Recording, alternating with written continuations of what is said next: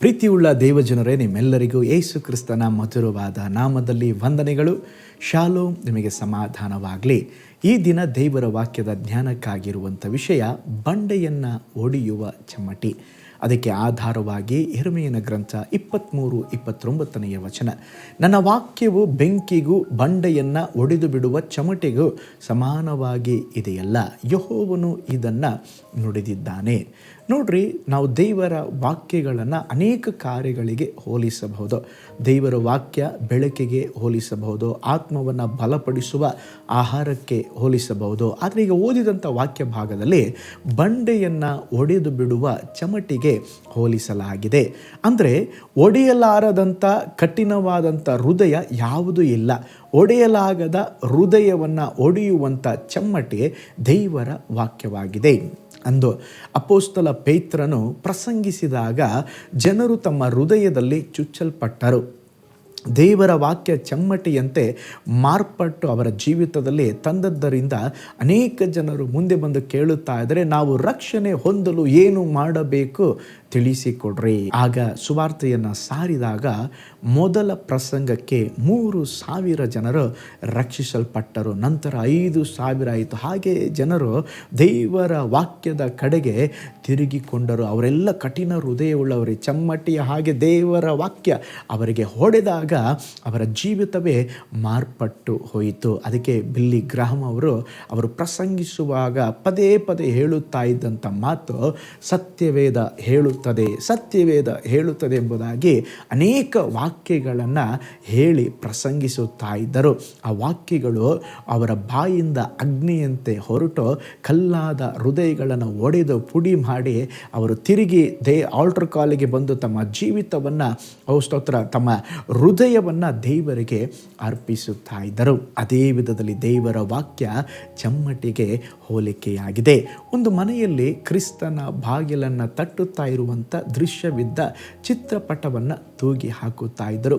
ಒಂದು ದಿನ ಆ ಮನೆಯ ಪುಟ್ಟ ಬಾಲಕನು ತನ್ನ ತಂದೆಗೆ ಆ ಚಿತ್ರಪಟವನ್ನು ತೋರಿಸುತ್ತಾ, ಇಷ್ಟು ದಿನವಾದರೂ ಮನೆಯ ಬಾಗಿಲನ್ನು ತೆರೆಯದೆ ಇರುವಂಥ ಈ ಮನುಷ್ಯನು ಯಾರು, ಯಾಕೆ ಯೇಸು ಸ್ವಾಮಿ ಇನ್ನೂ ತಟ್ಟುತ್ತಾನೇ ಇದ್ದಾರೆ ಎಂಬುದಾಗಿ ಕೇಳಿದಾಗ ಆ ಒಂದು ಮಾತು ತಂದೆಯ ಅಂತರ್ಯವನ್ನು ಚಮ್ಮಟಿಯಿಂದ ಹೊಡೆದಂತಾಯಿತು. ಏಕೆಂದರೆ ಅವರ ಜೀವಿತ ಹಾಗೆ ಏನೋ ಸುಮ್ಮನೆ ಕಾಟಾಚಾರಕ್ಕಾಗಿ ಚರ್ಚಿಗೆ, ಆಲಯಕ್ಕೆ, ಸಭೆಗೆ ಹೋಗಿ ಬರ್ತಾ ಇದ್ರು.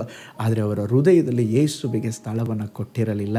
ಮಗನೇ, ಅದು ಬೇರೆ ಯಾರೂ ಅಲ್ಲಪ್ಪ, ದೇವರು ನಮ್ಮ ಹೃದಯದ ಬಾಗಿಲು ತಡ್ತಾ ಇದ್ದಾರೆ, ನಾನೇ ಇನ್ನೂ ತೆಗೆದುಕೊಟ್ಟಿಲ್ಲ.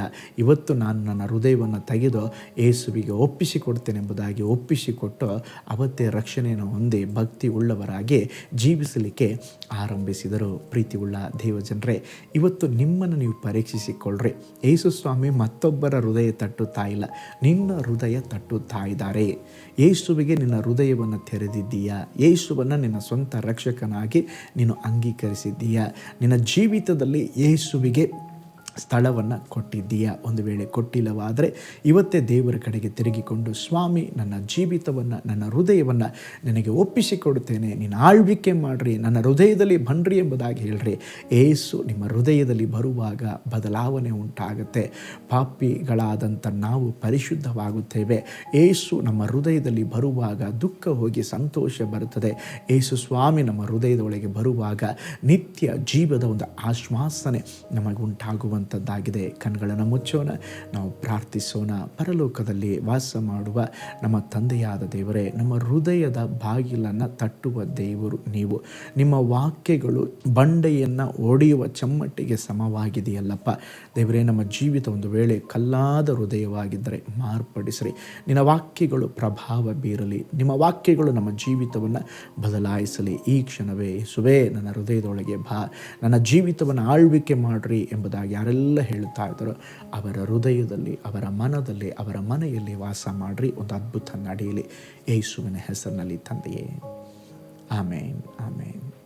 ಪ್ರೀತಿಯುಳ್ಳ ದೇವಜನರೇ, ಕರ್ತನು ನಿಮ್ಮನ್ನು, ನಿಮ್ಮ ಕುಟುಂಬವನ್ನು ಬ್ಲೆಸ್ ಮಾಡಲಿ.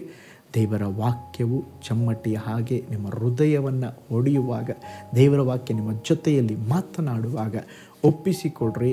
ಸ್ತೋತ್ರ. ನಿಮ್ಮ ಕಠಿಣವಾದ ಹೃದಯ ಬದಲಾಗಲಿ. ದೇವರು ನಿಮ್ಮನ್ನು, ನಿಮ್ಮ ಕುಟುಂಬವನ್ನು ಬ್ಲೆಸ್ ಮಾಡಲಿ. ನಾಳೆ ಮತ್ತೊಂದು ಆತ್ಮೀಕ ಧ್ಯಾನದಲ್ಲಿ ನಾನು ನಿಮ್ಮನ್ನು ಸಂಧಿಸ್ತೇನೆ. ನಾನು ನಿಮ್ಮ ಪ್ರೀತಿಯ ಸೇವಕ pastor Paul Jova. My God bless you all.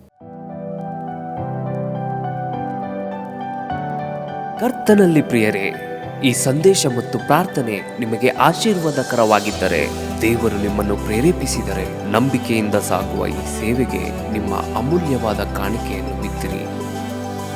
ಪ್ರೀತಿಯ ದೇವಜನರೇ, ವಾಯ್ಸ್ ಆಫ್ ಹೋಪ್ ಮಿನಿಸ್ಟ್ರಿಯ ವತಿಯಿಂದ ಕೋರಮಂಗಲದಲ್ಲಿ ಪ್ರತಿ ಭಾನುವಾರ ಬೆಳಿಗ್ಗೆ 9:30ಕ್ಕೆ ಕನ್ನಡ ಆರಾಧನೆ ನಡೆಯುತ್ತಿದೆ. ಆತ್ಮಭರಿತವಾದ ಆರಾಧನೆ, ಮನಮುಟ್ಟುವ ಸಾಕ್ಷಿ, ಬಲಪಡಿಸುವ ದೇವ ಸಂದೇಶ. ಬನ್ನಿ, ನಮ್ಮೊಂದಿಗೆ ಭಾಗಿಯಾಗಿ ಕರ್ತನನ್ನು ಆರಾಧಿಸಿರಿ. ನೂತನ ತಿಂಗಳ ಆಶೀರ್ವಾದ ಕೂಟ ಪ್ರತಿ ತಿಂಗಳು ಮೊದಲ ದಿನ ಸಂಜೆ 7 ಗಂಟೆಗೆ. ಪ್ರತಿ ತಿಂಗಳು 2ನೇ ಶನಿವಾರ ಬಿಡುಗಡೆ ಉಪವಾಸ ಪ್ರಾರ್ಥನೆ ಕೂಟ ಬೆಳಿಗ್ಗೆ 10:30ಕ್ಕೆ. ನಿಮಗಾಗಿ ಪ್ರಾರ್ಥಿಸಬೇಕೆ? ನಿಮಗೆ ಯಾವುದಾದರೂ ಪ್ರಾರ್ಥನೆ ಮನವಿಗಳು ಇರುವುದಾದರೆ ಕೆಳಗಿನ ನಂಬರಿಗೆ ಕರೆ ಮಾಡಿ ಅಥವಾ ವಾಟ್ಸಪ್ ಮಾಡಿ. ಈ ಆತ್ಮಿಕ ಸಂದೇಶಗಳು ನಿಮಗೆ ಆಶೀರ್ವಾದಕರವಾಗಿದ್ದರೆ ಲೈಕ್ ಮಾಡಿರಿ. ಇಂಥ ಅದ್ಭುತ ಸಂದೇಶ ಪ್ರತಿದಿನ ನೋಡಲು ಬಯಸುವುದಾದರೆ ಸಬ್ಸ್ಕ್ರೈಬ್ ಮಾಡಿ ಹಾಗೂ ಇತರರೊಂದಿಗೆ ಶೇರ್ ಮಾಡಿರಿ. ಕರ್ತನು ನಿಮ್ಮನ್ನು, ನಿಮ್ಮ ಕುಟುಂಬವನ್ನು ಆಶೀರ್ವದಿಸಲಿ.